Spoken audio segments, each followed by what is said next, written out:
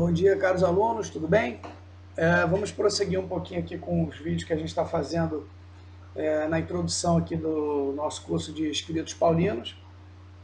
Ainda estamos na introdução da Bíblia de Jerusalém, tá bom?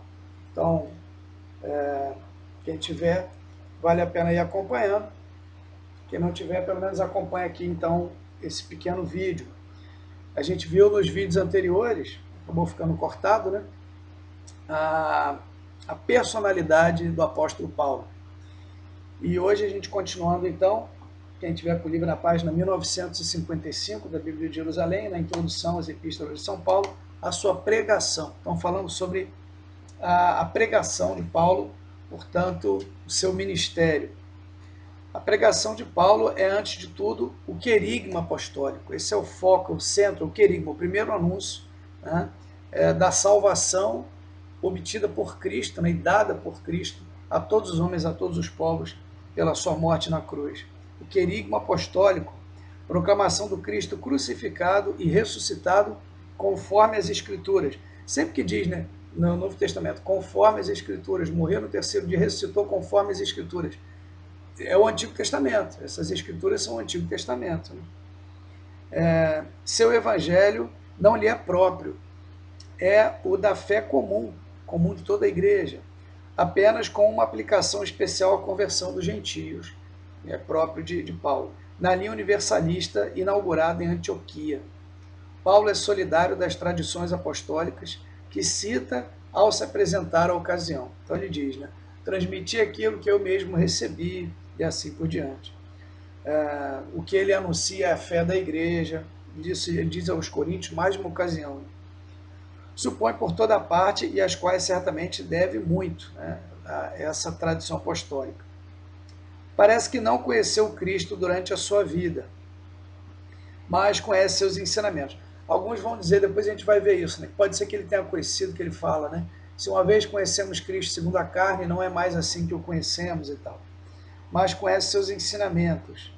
Aliás, é também testemunha direta e sua convicção irresistível se apoia sobre a experiência pessoal, pois ele viu Cristo, né? Então Cristo apareceu para ele, ele esteve com Cristo. Foi favorecido com revelações e êxtases, né? Não apenas aquela primeira em Damasco, mas vamos lembrar também aquela outra ocasião em que ele foi arrebatado até o sétimo céu, e ele mesmo diz que não sabe se no corpo ou não, né? Então foi favorecido com revelações e êxtases. O que recebeu da tradição pode também atribuir com toda a verdade às comunicações diretas do Senhor. Houve quem apontasse como causa destes fenômenos místicos um temperamento exaltado e doentio. Nada é menos fundado. A doença que o deteve na Galácia provavelmente não foi mais do que uma crise de paludismo. Tem que procurar ver o que é paludismo aí. É a enfermidade que é aplicada a ele. Muitos vão falar que pode ter sido uma doença nos olhos, algum problema da vista, porque ele diz, né, que ele é testemunho de que se pudesse arrancariam os próprios olhos e lhe dariam, né? Então, falando do carinho com que ele foi tratado. Então, parece ser alguma coisa ligada aos olhos, vamos dizer alguns. E o espinho na carne poderia bem ser a oposição dentro de suas comunidades. Alguns outros vão dizer que pode ser até chagas, como São Francisco, como Padre Pio, que São Paulo poderia ser o primeiro estigmata da igreja. Isso é especulação, não dá para saber, mas é porque ele termina a carta aos Gálatas dizendo: trago em meu corpo as marcas de Jesus. Né? Ninguém mais me moleste, pois trago em meu corpo as chagas de Jesus. Ele diz isso. Pode ser de uma maneira espiritual, simbólica, mas alguns dizem que poderia ser esse o espinho na carne. Ele nada tem do imaginativo, se julgarmos pelas imagens pouco numerosas e corriqueiras que emprega. O estádio, ele fala, né, o mar, a agricultura e a construção. Dois temas que gosta de associar e misturar.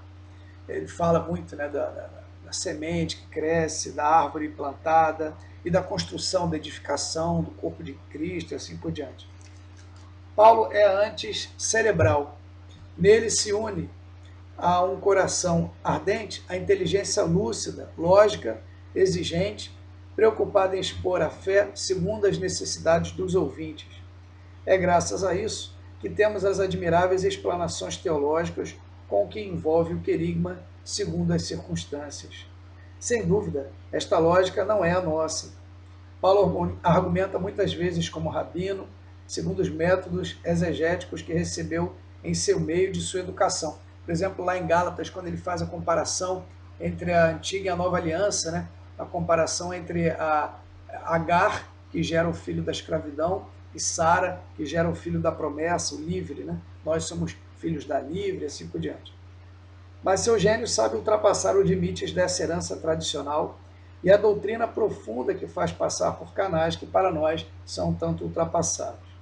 Além disso, esse semita tem também boa cultura grega, a gente observa isso várias vezes, recebida talvez desde a infância em Tarso, recebida enriquecida por repetidos contatos com o mundo greco-romano, e esta influência se reflete na sua maneira de pensar, bem como na sua linguagem e no estilo. Cita, dada a ocasião, autores clássicos, quando ele fala, né, lá em Atenas, ele cita 2 vezes os poetas gregos, e conhece certamente a filosofia popular baseada no estoicismo.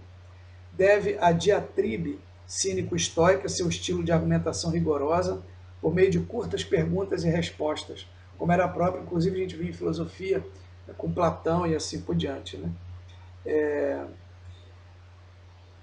Ou suas explanações por acumulações retóricas, por acumulação retórica. Muitas vezes ele faz grandes, né, colocações assim, né? A gente vê ênfases, né, repetindo e fazendo ênfases, né? Somos atribulados por todas as partes, mas não derrotados. Somos feridos, mas não abatidos por terra. Enfim, muitas vezes ele vai repetindo dessa maneira, em sequência, para dar uma ênfase, né? E quando, ao contrário, usa frases longas e carregadas, nas quais as proposições se acumulam em vagas sucessivas, pode ainda encontrar seus modelos na literatura religiosa helenística. Fala corretamente o grego com poucos semitismos.